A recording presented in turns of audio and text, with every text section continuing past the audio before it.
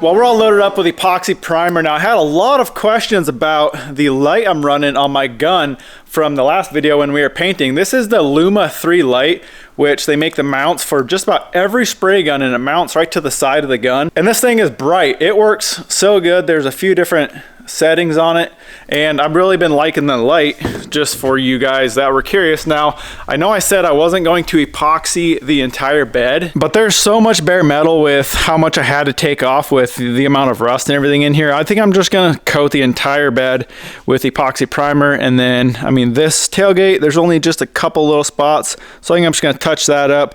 That's so small, I'm just gonna hit the whole thing. But either way, let's get a coat of epoxy on it. We'll wait about a half hour to an hour for that to dry up, and then we'll grab our bed liner and we'll bed line everything, including the inner fenders here, which took a lot more work to mask this thing off than I thought it would, but I don't want any overspray on my new paint. So mask the entire thing off. We're ready to go for epoxy.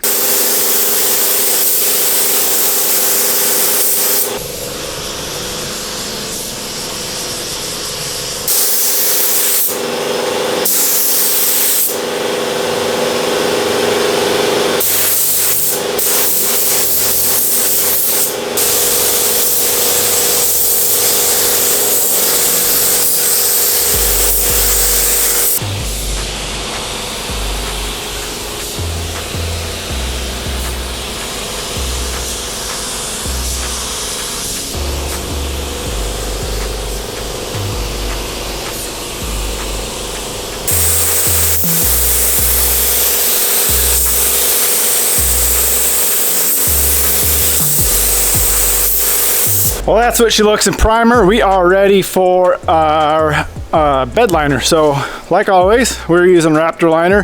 The thing I love about this is it's so easy to use. All you got to do is take the hardener, fill it up 8 ounces to that line on the little cup there.